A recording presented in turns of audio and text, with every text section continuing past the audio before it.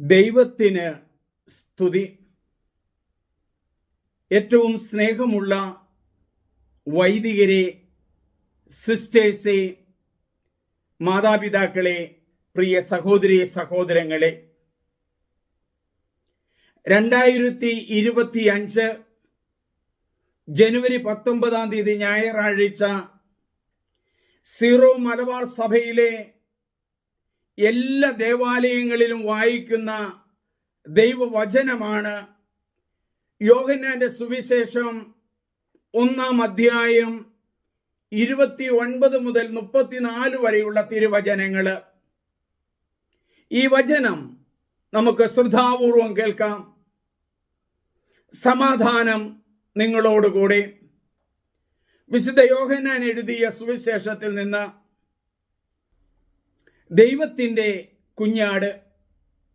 അടുത്ത ദിവസം യേശു തൻ്റെ അടുത്തേക്ക് വരുന്നത് കണ്ട് അവൻ പറഞ്ഞു, ഇതാ ലോകത്തിൻ്റെ പാപം നീക്കുന്ന ദൈവത്തിൻ്റെ കുഞ്ഞാട്.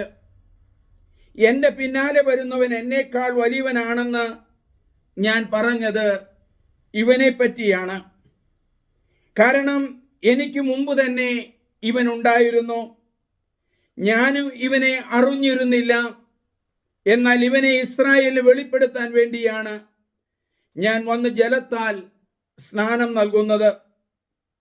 ആത്മാവ് പ്രാവിനെ പോലെ സ്വർഗത്തിൽ നിന്ന് ഇറങ്ങി വന്ന് അവന്റെ മേൽ ആവസിക്കുന്നത് ഞാൻ കണ്ടു എന്ന് യോഹന്നാൻ വെളിപ്പെടുത്തി. ഞാൻ അവനെ അറിഞ്ഞിരുന്നില്ല. എന്നാൽ ജലം കൊണ്ട് സ്നാനം നൽകാൻ എന്നെ അയച്ചവൻ എന്നോട് പറഞ്ഞിരുന്നു, ആത്മാവ് ഇറങ്ങി വന്ന് ആരുടെ മേൽ ആവസിക്കുന്നത് നീ കാണുന്നുവോ അവനാണ് പരിശുദ്ധാത്മാവ് കൊണ്ട് സ്നാനം നൽകുന്നവൻ. ഞാൻ അത് കാണുകയും ഇവൻ ദൈവപുത്രനാണെന്ന് സാക്ഷ്യപ്പെടുത്തുകയും ചെയ്തിരിക്കുന്നു. നമുക്ക് പ്രാർത്ഥിക്കാം. ദൈവമേ, കാലത്തിൻ്റെ പൂർത്തിയിൽ യേശു ഞങ്ങളുടെ ഇടയിലേക്ക് വന്നല്ലോ. ഈശോയ്ക്ക് സ്നാനം നൽകുവാൻ യോഹന്നാനെ അങ്ങ് തിരഞ്ഞെടുക്കുകയും യോർദാൻ നദിയിൽ വെച്ച് സ്നാപക യോഹന്നാൻ യേശുവിന് സ്നാനം നൽകുകയും ചെയ്തല്ലോ. തദവസരത്തില് പരിശുദ്ധാത്മാവ് പ്രാവിന്റെ രൂപത്തിൽ ഇറങ്ങി വന്ന് വെളിപ്പെടുത്തിയല്ലോ, ഇവൻ എൻ്റെ പ്രിയപുത്രനാണ്, ഇവനിൽ ഞാൻ സംപ്രീതനായിരിക്കുന്നു എന്ന്. ആ ആത്മാവിനെ ഞങ്ങളിലേക്കും ഈ വചന ശുശ്രൂഷയുടെ അവസരത്തിൽ നൽകണമേ.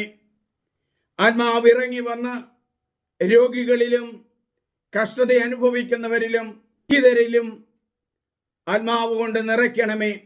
എല്ലാവരെയും സമാധാനത്തിൽ പറഞ്ഞയക്കുകയും ചെയ്യണമേ. ഏറ്റവും പ്രിയമുള്ള വൈദികരെ, സിസ്റ്റേഴ്സെ, മാതാപിതാക്കന്മാരെ, ഇന്നത്തെ ഈ വചന ശുശ്രൂഷയില് പ്രധാനമായിട്ട് ഞാൻ 5 കാര്യങ്ങളാണ് പറയുന്നത്. 1, യേശുവിനെ വെളിപ്പെടുത്താൻ ജലത്താൽ സ്നാനം നൽകുന്ന യോഹന്നാൻ. 2, പരിശുദ്ധാത്മാവ് ഇറങ്ങി വന്ന് ആവസിച്ചവൻ. 3, പരിശുദ്ധാത്മാവ് കൊണ്ട് സ്നാനം നൽകുന്നവൻ. ദൈവപുത്രൻ എന്ന വെളിപ്പെടുത്തല്. 5, സ്നാപക യോഹന്നാനെ കുറിച്ച് ചില വചനങ്ങള്, ചില കാര്യങ്ങള് ഞാൻ അവതരിപ്പിക്കുകയാണ്. യോഹന്നാന്റെ സുവിശേഷം നമുക്കറിയാം. സമാന്തര സുവിശേഷങ്ങളിൽ ഇല്ലാത്ത ഭാഗങ്ങൾ പലതുമാണ്. ഒരു പ്രത്യേകമായ രീതിയിൽ യോഹന്നാൻ സുവിശേഷകൻ എഴുതിയെന്നാണ് നമ്മൾ വിശ്വസിക്കുന്നത്. ഈ സുവിശേഷം, ഈ സുവിശേഷത്തിലെ സ്നാപക യോഹന്നാനെ കുറിച്ച് നമുക്ക് ഒരു നിമിഷം ഒന്ന് ചിന്തിക്കാം. സക്രിയായും എലിസബത്തുമായിരുന്നു സ്നാപക യോഹന്നാന്റെ മാതാപിതാക്കൾ എന്ന് നമുക്കറിയാം.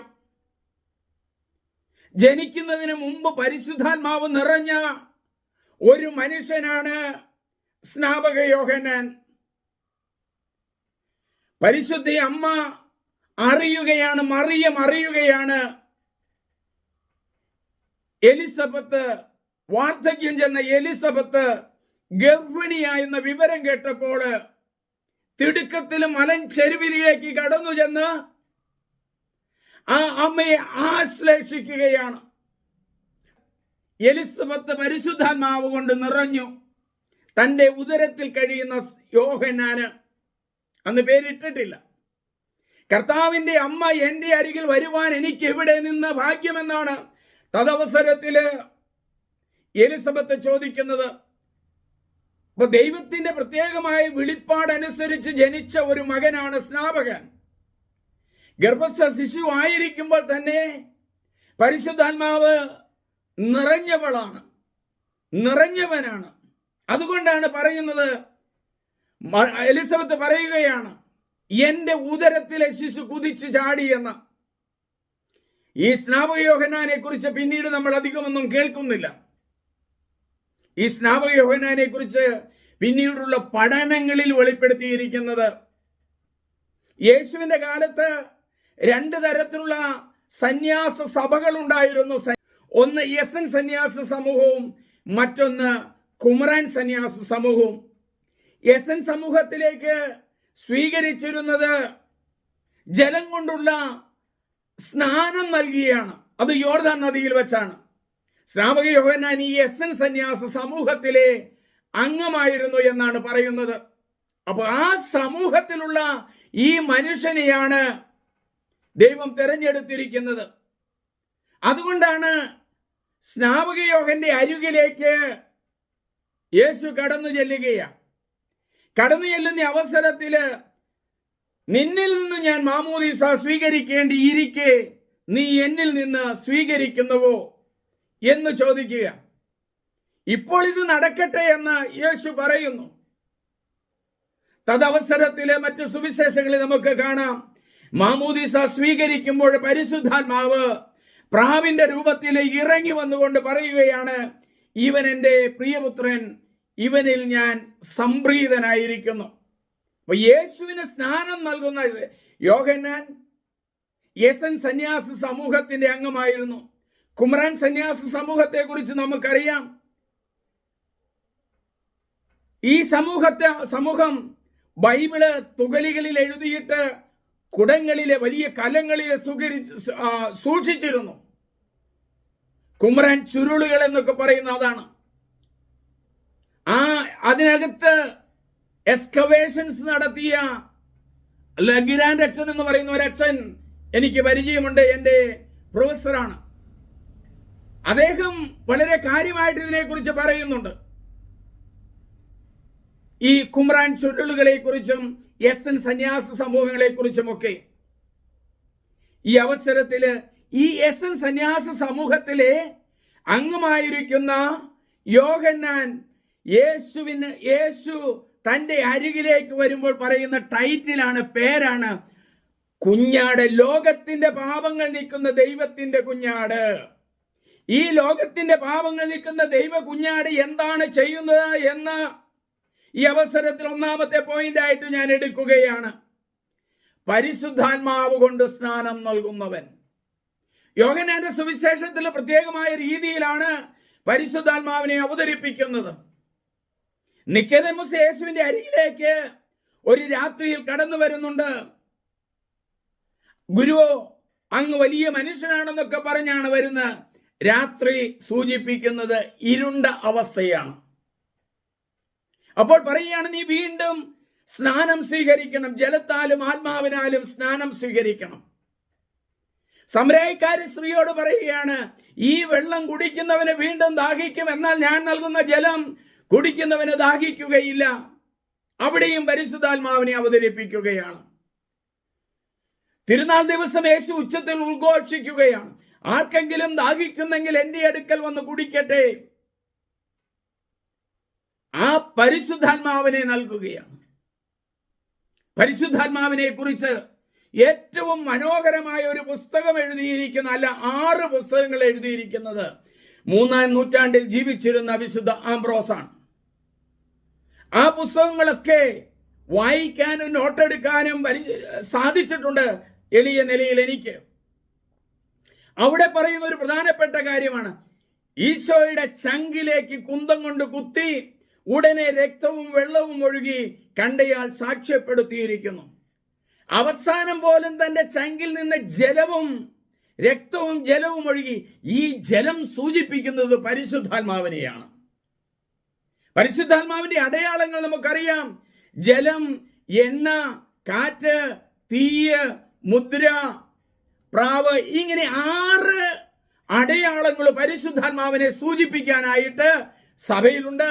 7 കൂദാശകളുണ്ട്.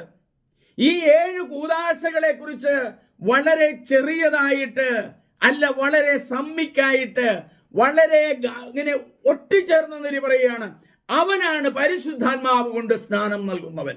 അവനാണ് പരിശുദ്ധാത്മാവ് കൊണ്ട് സ്നാനം ഈ പരിശുദ്ധാത്മാവിലുള്ള സ്നാനം നമ്മളൊക്കെ സ്വീകരിക്കുന്നത് ജലത്താലുള്ള മാമോദീസയാണ്.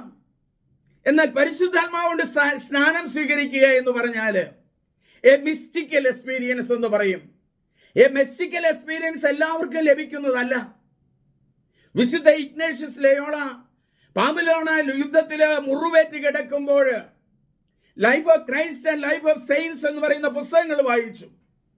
അങ്ങനെ കിട്ടിയ അനുഭവത്തിൽ നിന്ന് അദ്ദേഹം ലാസോർട്ട എക്സ്പീരിയൻസ് എന്ന് പറയുന്ന ഒരു കാര്യമുണ്ട്. അദ്ദേഹം നടന്നു പോകുമ്പോൾ ആ നദിയുടെ തീരത്ത് വെച്ച് പിതാവായ ദൈവത്തെയും പുത്രനായ ഈശോയെയും വിശുദ്ധീകരിക്കുന്ന പരിശുദ്ധാത്മാവിനെയും കാണുകയാണ്, അനുഭവിക്കുകയാണ്. പിതാവും പുത്രനും പരിശുദ്ധാത്മാവിനെയും ഒന്നിച്ച് അനുഭവിക്കാൻ സാധിക്കുക എന്നുള്ളത് വളരെ ചുരുക്കമായിട്ട് ആളുകൾക്ക് ലഭിക്കുന്നതാണ്. വളരെ ചുരുക്കമായിട്ട്. വിശുദ്ധ കുര്യാക്കോസ് ഏലിയാസ് ചാവറിയച്ചന്റെ പുസ്തകങ്ങളിലൂടെ കടന്നു പോകുമ്പോൾ പ്രിയമുള്ളവരെ, അദ്ദേഹം ഒരു മിസ്റ്റിക് ആയിരുന്നു, ആത്മാവിൽ നിറഞ്ഞവനായിരുന്നു. ഇഗ്നേഷ്യസ് ലയോള ഒരു ആത്മാവിൽ നിറഞ്ഞവനായിരുന്നു. ഈ ആത്മാവ് കൊണ്ട് നിറയുക എന്ന് പറഞ്ഞാൽ we have to understand what is the difference between the charismatic gift and sanctifying grace. Sanctifying grace എന്ന് പറയുന്നത് എല്ലാവർക്കും ലഭിക്കുന്നതാണ്. അത് മാമോദീസായിലൂടെ ലഭിക്കുന്നതാണ്. മാരകഭാവത്തോടുകൂടി നിലനിൽക്കില്ലാത്തതാണ്. നിത്യരക്ഷയ്ക്ക് ആവശ്യമുള്ളതാണ്. അത് എല്ലാം it is A common sanctifying grace. എന്നാൽ കരിസ്മാറ്റിക് എന്ന് പറഞ്ഞാൽ, കരിസ്മാറ്റിക് ഗിഫ്റ്റ് എന്ന് പറഞ്ഞാൽ ദൈവം തിരഞ്ഞെടുക്കുന്നവർക്കുള്ളതാ. ദൈവത്തിന് വേണ്ടി പ്രത്യേകമായി ശുശ്രൂഷ ചെയ്യാൻ ലഭിക്കുന്ന രോഗശാന്തി വരം ഒരു കരിസ്മാറ്റിക് ഗിഫ്റ്റ് ആണ്. പ്രവചനപരം ഒരു കരിസ്മാറ്റിക് ഗിഫ്റ്റ് ആണ്. അപ്പൊ ഇങ്ങനെ പരിശുദ്ധാത്മാവിന്റെ ഗിഫ്റ്റ് ലഭിക്കുന്ന വിവിധ തരത്തിലുള്ള ആളുകളുണ്ട്. മദർ തെരേസയ്ക്ക് ഒരു ഗിഫ്റ്റ് ആണ് ലഭിച്ചത്. ആ ആത്മാവിനെ കാണുവാൻ, ആത്മാവിനെ അനുഭവിക്കാൻ സാധിക്കുക. അതുകൊണ്ടാണ് യോഹന്നാൻ സുവിശേഷകൻ പറയുകയാണ്, ഇവനാണ് പരിശുദ്ധാത്മാവ് കൊണ്ട് സ്നാനം നൽകുന്നത്. ഇവനെ ഞാൻ കണ്ടു. അതായത് പുത്രനായ യേശുവിനെ നേരിട്ട് കാണുകയാണ്.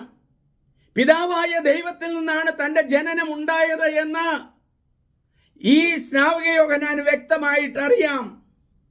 പ്രായം കഴിഞ്ഞ എലിസബത്താണ് തന്റെ അമ്മ എന്നുള്ളതും അറിയാം. സക്രിയാണ് അപ്പൻ എന്നുള്ളതും അറിയാം. ഇതിനെക്കുറിച്ച് പ്രോട്ടോ എവഞ്ചലിയം ഓഫ് സെയിന്റ് ജെയിംസ് എന്ന് പറയുന്ന ഒരു ഗോസ്പൽ ഉണ്ട്. അതിൽ നിന്നുമാണ് നമ്മളൊക്കെ മനസ്സിലാക്കിയെടുക്കുന്നത്. ഇവിടെ പറയുക പരിശുദ്ധാത്മാവ് കൊണ്ട് സ്നാനം നൽകുന്നവൻ. പരിശുദ്ധാത്മാവ് കൊണ്ട് സ്നാനം നൽകുക എന്ന് പറഞ്ഞാൽ എ മിസ്റ്റിക്കൽ എക്സ്പീരിയൻസ്. ആ മിസ്റ്റിക്കൽ എക്സ്പീരിയൻസ് വളരെ വളരെ വളരെ ചുരുക്കമായിട്ടാണ് ലഭിക്കുന്നത്. നമ്മൾ പ്രാർത്ഥിക്കേണ്ടത്, ദൈവമേ അങ്ങ് തിരഞ്ഞെടുത്തു നൽകുന്നവർക്ക് ഈ മിസ്റ്റിക്കൽ എക്സ്പീരിയൻസ് ലഭിക്കുവാനിടയാകണമേ എന്ന് പ്രാർത്ഥിക്കാം. യോഹന്നാന്റെ സുവിശേഷത്തില് 1-ാം അധ്യായത്തില് 29-30 വരെയുള്ള വചനങ്ങളില് യോഹന്നാന്റെ പ്രധാനപ്പെട്ട ഒരു കാര്യം മാത്രമാണ് ഞാൻ സംസാരിച്ചത്. ഇതിനുശേഷം 2-ാമത്തെ കാര്യങ്ങള് ഞാൻ സംസാരിക്കും. പരിശുദ്ധാത്മാവ് കൊണ്ടുള്ള സ്നാനം. നമുക്ക് പ്രാർത്ഥിക്കാം. പരിശുദ്ധാത്മാവായ ദൈവമേ, ഈ വചനം കേൾക്കുന്ന എല്ലാ മക്കളെയും പരിശുദ്ധാത്മാവ് കൊണ്ട് നിറയ്ക്കണമേ. പിതാവായ ദൈവത്തെയും പുത്രനായ മിശിഹായെയും വിശുദ്ധീകരിക്കുന്ന പരിശുദ്ധാത്മാവിനെയും ഞങ്ങളുടെ ജീവിതത്തിലേക്ക് കടന്നു വരട്ടെ. ഈ 3 ത്രിത്വൈക ദൈവവും പിതാവും പുത്രനും പരിശുദ്ധാത്മാവും അനുഭവിക്കുന്ന മക്കള് ഞങ്ങളുടെ ഇടയിലുണ്ടാകട്ടെ. ഞങ്ങളുടെ പിതാക്കന്മാരുടെ ഇടയിലുണ്ടാകട്ടെ. ആത്മായ സുഹൃത്തുക്കളുടെ ഇടയിലുണ്ടാകട്ടെ. ആത്മാവേ, പരിശുദ്ധാത്മാവേ, എന്നിൽ കത്തിപ്പടരണമേ, എന്നെ രക്ഷിക്കണമേ. കറകൾ കൂടാതെ, തെറ്റുകൾ കൂടാതെ ആത്മാവേ എന്നിലേക്ക് ഇറങ്ങി വരണമേ. പരിശുദ്ധാത്മാവിനെ സ്വീകരിക്കാൻ ഞങ്ങളെ പ്രാപ്തരാക്കണമേ. യോഹന്നാന്റെ സുവിശേഷത്തിൽ ഇന്ന് ഞങ്ങൾക്ക് നൽകിയ ഈ സന്ദേശത്തിന് നന്ദി പറയുന്നു. ദൈവമേ നന്ദി, ദൈവമേ ആരാധന. Hallelujah, hallelujah. യോഹന്നാന്റെ സുവിശേഷത്തിലെ 1-ാം അധ്യായത്തിൽ 29-34 തിരുവചനങ്ങളില് രണ്ടാമത്തെ ടോക്ക് ഉടനെ തന്നെ ഇതിനോടനുബന്ധിച്ച് തന്നെ ഞാൻ ഇടുന്നതാണ്. രണ്ടാമത് വെളിപ്പെടുത്തൽ എന്ന ആ വിഷയം, യേശുവിനെ വെളിപ്പെടുത്തൽ, അതായിരിക്കും സംസാരിക്കുന്നത്. ദൈവമേ നന്ദി, ദൈവമേ ആരാധന. സ്നേഹമുള്ള വൈദികരെ, സിസ്റ്റേഴ്സെ, ആത്മായ സുഹൃത്തുക്കളെ, നിങ്ങൾ ഇത് മറ്റുള്ളവർക്ക് പങ്കുവെച്ചു കൊടുക്കണം, ഷെയർ ചെയ്യണം. അങ്ങനെ ദൈവവചനം വളർത്തുന്നവരാകാം. വൈദികർക്ക് വചന പ്രഘോഷണത്തിന് ഒരു ചെറിയ സഹായമാകുമെന്ന് ഞാൻ വിശ്വസിക്കുന്നു. എല്ലാവരെയും ദൈവം അനുഗ്രഹിക്കട്ടെ. പരിശുദ്ധാത്മാവിനാൽ സ്നാനമേൽക്കുവാൻ ഇടയാകട്ടെ. ആമേൻ.